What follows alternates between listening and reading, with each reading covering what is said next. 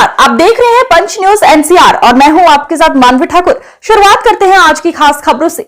माननीय गृह मंत्री जी ने कहा है कि इसे और भव्य करने की जरूरत है। मैं आपको विश्वास दिलाता हूं कि अगला पतंग उत्सव जो होगा वो बहुत भव्य होगा।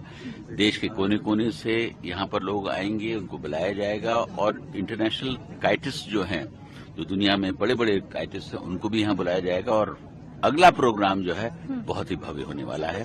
और ये एक ऐसी फाउंडेशन डाल दी जाएगी कि दिल्ली के पतंग उत्सव को पूरी दुनिया में जाना जाएगा। इस बात को मैं विश्वास दिलाता हूँ। जैसा कि एचएम साहब ने कहा है कि अभी ये 3 दिन का प्रोग्राम जैसे ही खत्म होगा उसके बाद हम सब बैठेंगे, हम सीएम साहिबा और पूरे लोग बैठेंगे और उसकी प्लानिंग करेंगे। मैं विश्वास दिलाता हूं कि जो उन्होंने अपनी इच्छा जाहिर करी है उसको हम भव्य तरीके से करेंगे। ये प्रधानमंत्री जी का सपना है कि जो काइट फेस्टिवल है, जो उन्होंने गुजरात में जिसकी शुरुआत करी, मैंने कहा भी था, एक मुश्किल से 10 या 12 करोड़ रुपए का एक जो है प्रोजेक्ट हुआ करता था पूरे साल का, जो आज 600 करोड़ से ऊपर का हो गया है।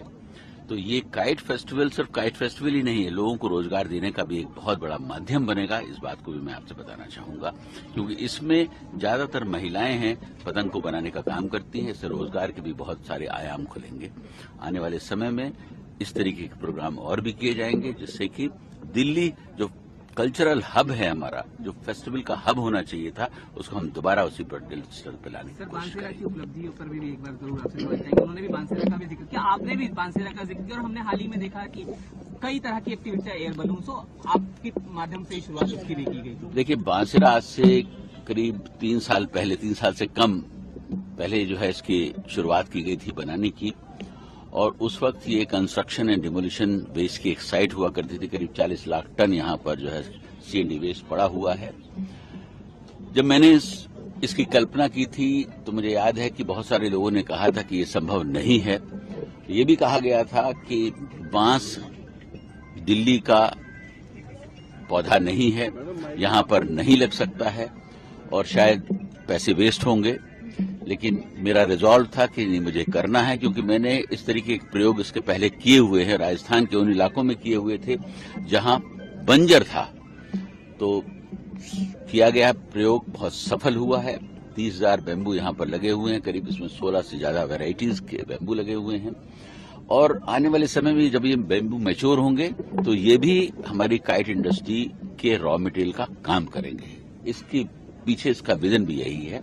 धीरे धीरे बैम्बूस को काटा भी जाता है और उससे उसकी ग्रोथ भी बढ़ती है।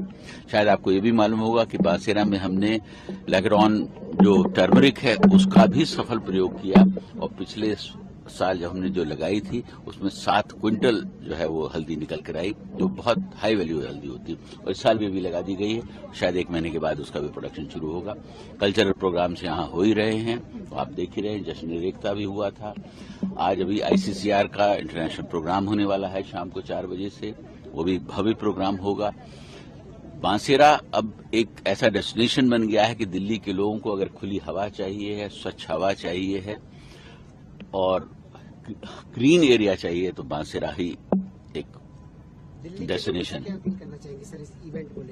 मैं चाहूंगा कि लोग ज्यादा से ज्यादा यहाँ पर अपने परिवार के साथ आएं। खाने पीने का सारे इंतजामात हैं यहाँ पर, बहुत अच्छा एटमॉस्फेयर है। इस वक्त सूर्य देवता की भी हमारे ऊपर कृपा है, मौसम बहुत अच्छा है। पूरा लुत्फ लें और 3 दिन इस काइट फेस्टिवल को अच्छे से एंजॉय करें।